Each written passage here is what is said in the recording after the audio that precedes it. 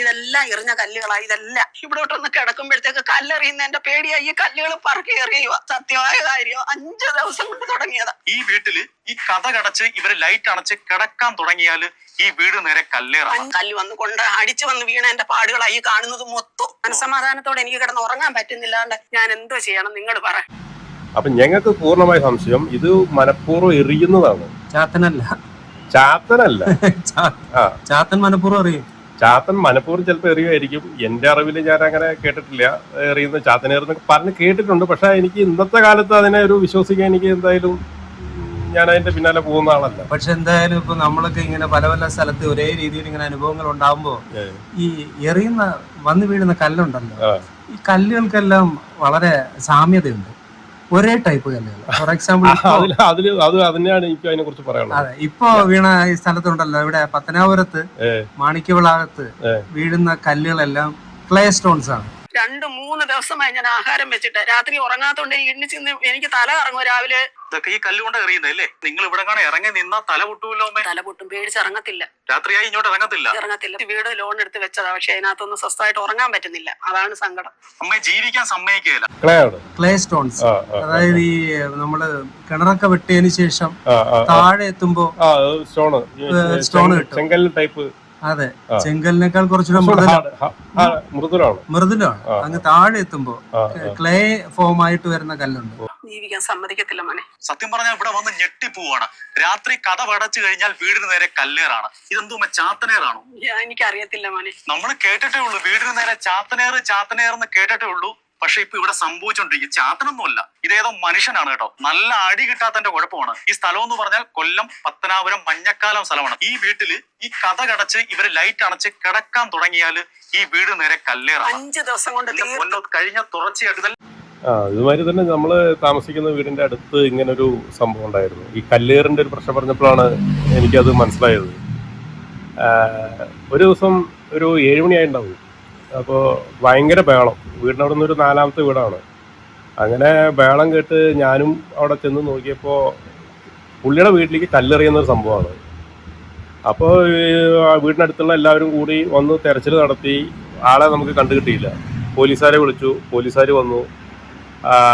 അവിടെ അന്വേഷണം അവർ നടത്തി. ഇവർ പോയി കഴിഞ്ഞാൽ ഈ പറഞ്ഞവർ വീടിൻ്റെ ജനലുകൾക്ക് കല്ലെറിയുക, തൊട്ടപ്പുറത്തെ വീട്ടിലത്തെ ജനൽ കല്ലെറിയുക. അങ്ങനെ ഞങ്ങൾ ലാസ്റ്റ് രാത്രി അത് കണ്ടിന്യൂ തുടർന്നു. രാത്രിയും തുടർന്നു. ഞങ്ങൾ പിന്നെ അതുമാതിരി വീട്ടുകാരെല്ലാവരും കൂടെ അടുത്തുള്ള എല്ലാവരും കൂടെ ടോർച്ചടിച്ച് ഈ പറഞ്ഞ മാതിരി തൊട്ടടുത്ത് റബ്ബറുണ്ട്, അവിടെ കംപ്ലീറ്റ് കുറച്ച് പരതി നോക്കി. ആരും കണ്ടില്ല. പിന്നെ ഞങ്ങൾ കൂടിയിരുന്ന് ആലോചിച്ച് ഒരു എടുത്ത തീരുമാനം എന്ന് പറഞ്ഞു കഴിഞ്ഞാൽ, ഇവർ പറയുന്ന ഭാഗങ്ങൾ, അതായത് ഈ വീടിൻ്റെ ഫ്രണ്ട് വശത്ത് ഇവരെല്ലാവരും നിൽപ്പുണ്ട്. ഈ നിൽക്കുന്ന ഭാഗത്താണ് പിന്നും കല്ല് വരുന്നത്. ആൾക്കാരുടെ ദേഹത്ത് കൊള്ളത്തില്ല. അല്ല, ടെറസിന്റെ 2ാമത്തെ ഫ്ലോറിലേക്കാണ് എയർ പോകുന്നത്. 2nd ഫ്ലോറിലേക്കാണ് എയർ പോകുന്നത്. അപ്പൊ അങ്ങനെ വരുമ്പോൾ ഇവര് ഫ്രണ്ടിൽ നിൽപ്പുണ്ട്.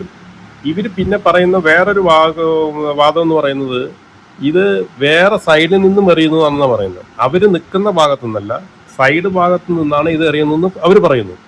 പക്ഷെ ഞങ്ങളുടെ കണക്കിൽ നോക്കിക്കഴിഞ്ഞു കഴിഞ്ഞാൽ സൈഡിൽ നിന്ന് എറിഞ്ഞു കഴിഞ്ഞാൽ ഒരിക്കലും ഇവരുടെ ഗ്ലാസ് പൊട്ടില്ല. കാരണം പറഞ്ഞാൽ ഈ ഗ്ലാസ്സിന് സൈഡ് സൺഷൈഡ് ഉണ്ട്. ഈ സൺഷൈഡ് ഇതിനെ എന്തായാലും പ്രൊട്ടക്ഷൻ ചെയ്യും. ഈ സൈഡിൽ നിന്ന് എറിയാണ്, ഈ സൈഡിൽ നിന്നാണ് എയർ വരുന്നതാണ് ഇവർ പറയുന്നത്. ഈ സൈഡ് കംപ്ലീറ്റ് ആൾക്കാരുണ്ട്. പക്ഷേ ഈ സൈഡിൽ നിന്ന് എറിയുകയാണെങ്കിൽ ഈ സൈഡ് എന്ന് പറയുന്നത് ഗ്ലാസിൻ്റെ സൺഷൈഡ് ഉള്ള കാരണം ഒരു കാരണവശാലും ഇവിടുന്ന് എറിയുന്ന കല്ല് ഗ്ലാസ്സിൽ തട്ടില്ല. ആ ഡയറക്ഷൻ ഫ്രണ്ടിൽ നിന്ന് വന്നെങ്കിൽ മാത്രമേ ആ ഗ്ലാസ് പൊട്ടുകയുള്ളൂ. പക്ഷേ ആ ഗ്ലാസ് പൊട്ടി. ഒരു വൈറ്റ് ഒരു മഞ്ഞ കളർ കയറി. അപ്പൊ ഇതാണ് ഇപ്പൊ ഈ പത്തനാപുരത്ത് ചാത്തൻ വാരിക്കൊണ്ടുവന്നിട്ട് എറിഞ്ഞുകൊണ്ടിരിക്കുന്നത്. അവിടെ ഒരു മുത്തശ്ശിയും ഒരു ചെറുമോനും മാത്രമാണ് ഉള്ളത്. ഇതിനു മുമ്പ് ഇതിന് സമാനമായ മറ്റൊന്ന് ട്രിക്സിലൊക്കെ ചെയ്തിട്ടുണ്ട്. അത് ചല്ലിയായിരുന്നു. ചല്ലിയെന്ന് വെച്ചാൽ കോറിയിൽ ഉപയോഗിക്കുന്ന കല്ലായിരുന്നു. ശരിക്കും ചാത്തൻ സെലക്റ്റീവ് ആണെന്ന് തോന്നുന്നു.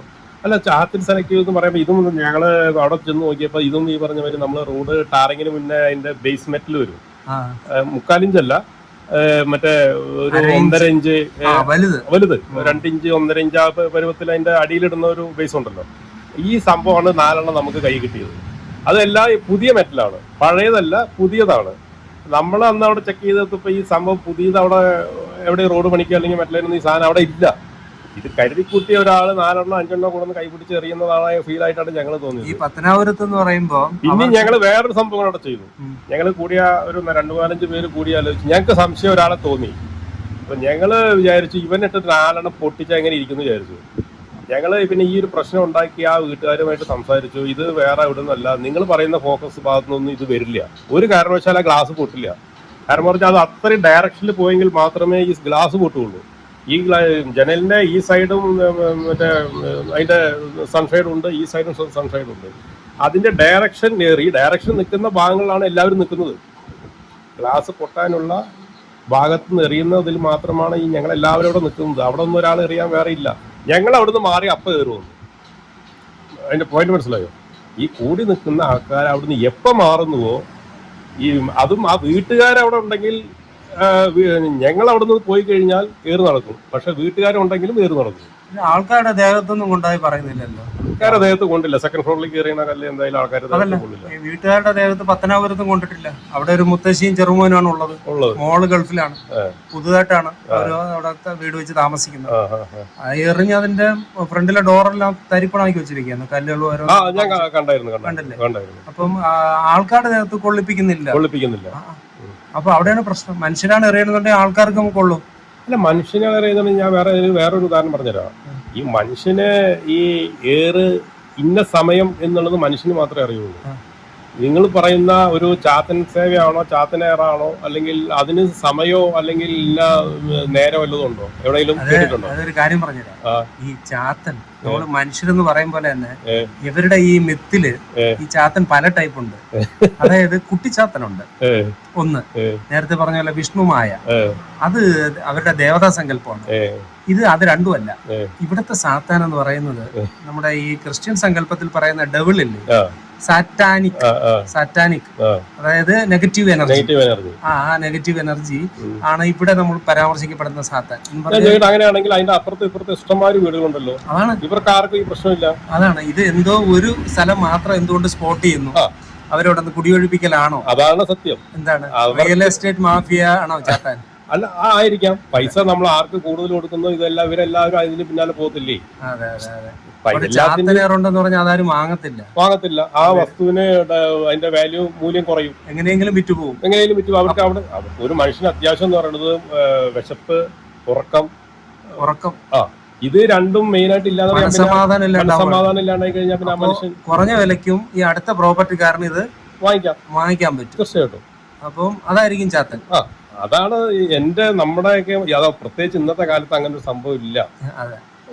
അതിപ്പോ ഓരോരുത്തർക്ക് ഞാൻ പറയണ ഞാൻ ഇങ്ങനെ സംഭവം അവിടെ കണ്ടു എന്ന് പറഞ്ഞാൽ ഉണ്ട്, ഇല്ല എന്ന് പറഞ്ഞാൽ ഇല്ല.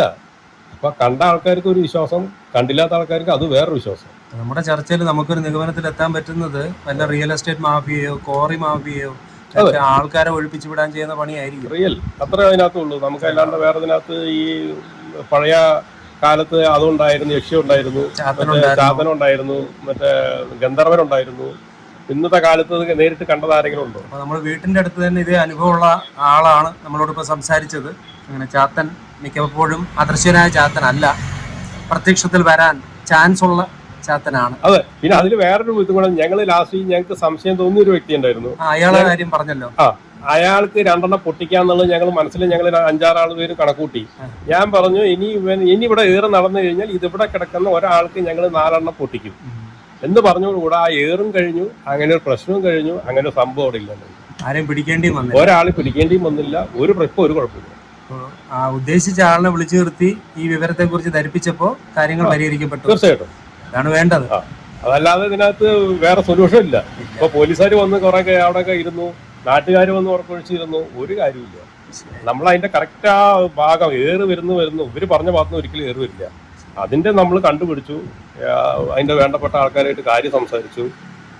ശരിക്കും നിങ്ങൾ വിളിച്ചു നിർത്തി അടുത്ത് നിർത്തി സംസാരിച്ച ആൾ തന്നെ ആയിരുന്നു ഒരു പക്ഷേ നമുക്ക് ഇതിന്റെ ബാക്കില് പിന്നിൽ പ്രവർത്തിച്ചെന്ന് കാണാം. തീർച്ചയായിട്ടും ആളിനെ തിരിച്ചറിഞ്ഞു എന്നറിഞ്ഞപ്പോ നിർത്തി പരിപാടി നിർത്തി. ഒരു കുഴപ്പമില്ല. അതോടുകൂടെ ആ സംസാരത്തോടു കൂടെ ഏറ് സ്റ്റോപ്പായി.